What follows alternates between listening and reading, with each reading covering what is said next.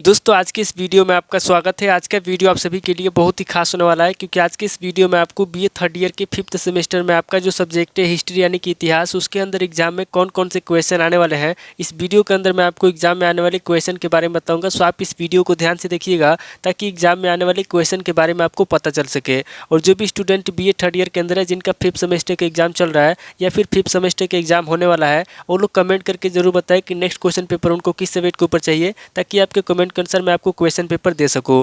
तो ये बिना किसी देरी के हम लोग शुरू करते हैं और हिस्ट्री के अंदर एग्जाम में जो भी क्वेश्चन आने वाले हैं उन आने वाले क्वेश्चन के बारे में जानते हैं। तो यहाँ पे सबसे पहले हम लोग अति लघु उत्तरीय प्रश्नों के बारे में जानेंगे। तो अति लघु उत्तरीय प्रश्नों में पहले प्रश्न की बात की जाती है। यहाँ पे आपका पहला प्रश्न दिया हुआ है 1857 के विद्रोह के प्रमुख कारणों को लिखिए। पहला क्वेश्चन कह रहा है जो 1857 में विद्रोह हुआ था, यहाँ पे आपको 1857 के विद्रोह के प्रमुख कारणों को लिखना है। अब अगले क्वेश्चन की बात की जाती है। यहाँ पे आपका दूसरा क्वेश्चन दिया हुआ है तात्या टोपे कौन थे, वह क्यों प्रसिद्ध हुए। दूसरा क्वेश्चन कह रहा है कि तात्या टोपे कौन थे। यहाँ पे आपको सबसे पहले तात्या टोपे के बारे में बताना है। उसके बाद आगे आपको ये बताना है कि जो तात्या टोपे हैं इतना प्रसिद्ध क्यों हुए। अब अगले क्वेश्चन की बात की जाती है। यहाँ पे आपका तीसरा क्वेश्चन दिया हुआ है वर्नाक्यूलर प्रेस अधिनियम किसने पारित किया।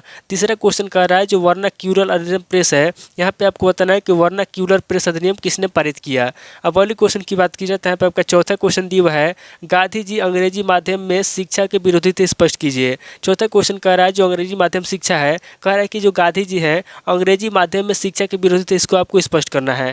अब अगले क्वेश्चन की बात की जाती है। यहाँ पे आपका पांचवा क्वेश्चन दिया हुआ है सविनय अवज्ञा आंदोलन का उल्लेख कीजिए। पांचवा क्वेश्चन कह रहा है जो सविनय अवज्ञा आंदोलन है, यहाँ पे आपको सविनय अवज्ञा आंदोलन का उल्लेख करना है। अब अगले क्वेश्चन की बात की जाती है। यहाँ पे आपका छठा क्वेश्चन दिया हुआ है उदारवादी आंदोलन का महत्व बताइए। छठा क्वेश्चन कह रहा है जो उदारवादी आंदोलन है, यहाँ पे आपको उदारवादी आंदोलन का महत्व बताना है। दोस्तों इस वीडियो के अंदर मैं आपको जो भी क्वेश्चन बता रहा हूँ सभी क्वेश्चन आपके एग्जाम में पूछे जाएंगे, क्योंकि बार बार ये क्वेश्चन पूछे जाते हैं, बहुत ही इंपॉर्टेंट क्वेश्चन है। इसलिए आपको क्या करना है कि सभी क्वेश्चन को ध्यान से देखना है और सभी क्वेश्चन को नोट करना है। अब आगे बढ़ते हैं सातवें क्वेश्चन की तरफ। यहाँ पे आपका सातवां क्वेश्चन दिया हुआ है उदारवादियों की कोई 4 सफलताएं लिखिए। सातवां क्वेश्चन कर रहा है जो उदारवादी है, यहाँ पे आपको उदारवादियों की कोई 4 सफलताएं लिखना है।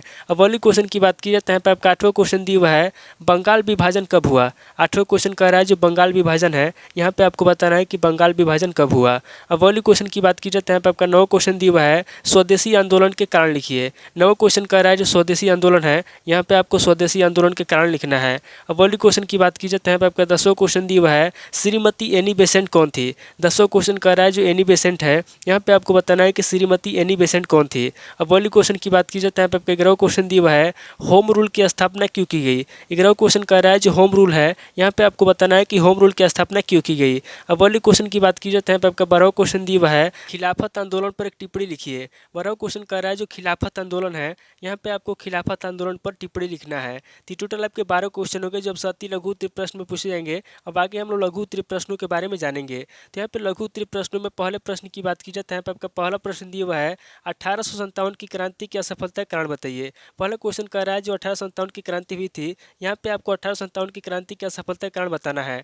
अब अगले क्वेश्चन की बात की जाए तो यहाँ पे आपका दूसरा क्वेश्चन दिया हुआ है भारतीय राष्ट्रवाद के उदय के उत्तरदायी कारकों की विवेचना कीजिए। दूसरा क्वेश्चन कह रहा है जो भारतीय राष्ट्रवाद है, यहाँ पे आपको भारतीय राष्ट्रवाद के उदय के उत्तरदायी कारकों की विवेचना करना है। अब अगले क्वेश्चन की बात की जाए तो यहाँ पे आपका तीसरा क्वेश्चन दिया हुआ है गांधी जी के राजनीतिक विचार बताइए। तीसरा क्वेश्चन कह रहा है जो गांधी जी हैं, यहाँ पे आपको गांधी जी के राजनीतिक विचार बताना है। अब अगले क्वेश्चन की बात की जाए तो यहाँ पे आपका चौथा क्वेश्चन दिया हुआ है भारतीय राष्ट्रीय कांग्रेस के उद्देश्य बताइए। चौथा क्वेश्चन कह रहा है जो भारतीय राष्ट्रीय कांग्रेस है, यहाँ पे आपको भारतीय राष्ट्रीय कांग्रेस के उद्देश्य बताना है। अब अगले क्वेश्चन की बात की जाए तो यहाँ पे आपका पांचवा क्वेश्चन दिया हुआ है उग्रवादी आंदोलन में हिंदू धर्म के पुनरुत्थान की क्या भूमिका है। पांचवा क्वेश्चन कह रहा है जो उग्रवादी आंदोलन है, यहाँ पे आपको बताना है कि उग्रवादी आंदोलन में हिंदू धर्म के पुनरुत्थान की क्या भूमिका है। अब अगले क्वेश्चन की बात की जाए तो यहाँ पे आपका छठा क्वेश्चन दिया हुआ है उग्रवादी आंदोलन का महत्व बताइए। छठा क्वेश्चन कह रहा है जो उग्रवादी आंदोलन है, यहाँ पे आपको उग्रवादी आंदोलन का महत्व बताना है। अब अगले क्वेश्चन की बात की जाए तो यहाँ पे आपका सातवां क्वेश्चन दिया हुआ है 1907 के सूरत विभाजन के क्या कारण थे। सातवां क्वेश्चन कह रहा है जो 1907 में सूरत विभाजन हुआ था, यहाँ पे आपको बताना है कि 1907 के सूरत विभाजन के क्या कारण थे। अब अगले क्वेश्चन की बात की जाए तो यहाँ पे आपका आठवां क्वेश्चन दिया हुआ है स्वदेशी आंदोलन की प्रगति के क्या कारण थे। आठवां क्वेश्चन कह रहा है जो स्वदेशी आंदोलन हुआ था, यहाँ पे आपको बताना है कि स्वदेशी आंदोलन की प्रगति के क्या कारण थे। अब अगले क्वेश्चन की बात की जाए तो यहाँ पे आपका 9वां क्वेश्चन दिया हुआ है स्वदेशी आंदोलन के मुख्य मुद्दे क्या थे। 9वां क्वेश्चन कह रहा है जो स्वदेशी आंदोलन है, यहाँ पे आपको बताना है कि स्वदेशी आंदोलन के मुख्य मुद्दे क्या थे। अब अगले क्वेश्चन की बात की जाए तो यहाँ पे आपका 10वां क्वेश्चन दिया हुआ है मुस्लिम लीग की स्थापना पर टिप्पणी लिखिए, इसके उद्देश्य क्या थे। 10वां क्वेश्चन कह रहा है जो मुस्लिम लीग है, यहाँ पे आपको सबसे पहले मुस्लिम लीग की स्थापना पर टिप्पणी लिखना है। उसके बाद आगे आपको इसके उद्देश्य क्या थे उसके बारे में आपको बताना है। अब वाली क्वेश्चन की बात की जाए तो यहाँ पे आपका 11वां क्वेश्चन दिया हुआ है, होम रूल आंदोलन में एनी बेसेंट की भूमिका की विवेचना कीजिए। 11वां क्वेश्चन कह रहा है जो होम रूल आंदोलन है, यहाँ पे आपको होम रूल आंदोलन में एनी बेसेंट की भूमिका की विवेचना करना है। अब वाली क्वेश्चन की बात की जाए तो यहाँ पे आपका 12वां क्वेश्चन दिया हुआ है, होम रूल आंदोलन पर एक निबंध लिखिए। 12वां क्वेश्चन कह रहा है जो होम रूल आंदोलन है, यहाँ पे आपको होम रूल आंदोलन पर एक निबंध लिखना है। तो टोटल आपके 12 क्वेश्चन हो गए, जब से लघु उत्तरीय प्रश्न में पूछे जाएंगे। अब आगे हम लोग दीर्घ उत्तरीय प्रश्नों के बारे में जानेंगे। तो यहाँ पे दीर्घ उत्तरीय प्रश्नों में पहले प्रश्न की बात की जाए तो यहाँ पे आपका पहला प्रश्न दिया हुआ है, 1857 ईस्वी के विद्रोह के कारणों की विवेचना कीजिए। पहला क्वेश्चन कह रहा है जो 1857 ईस्वी का विद्रोह हुआ था, यहाँ पे आपको 1857 ईस्वी के विद्रोह के कारणों के बारे में बताना है। अब अगली क्वेश्चन की बात की जाए तो यहाँ पे आपका दूसरा क्वेश्चन दिया हुआ है, भारत में राष्ट्रवाद के उदय के उत्तरदायी कारकों की विवेचना कीजिए।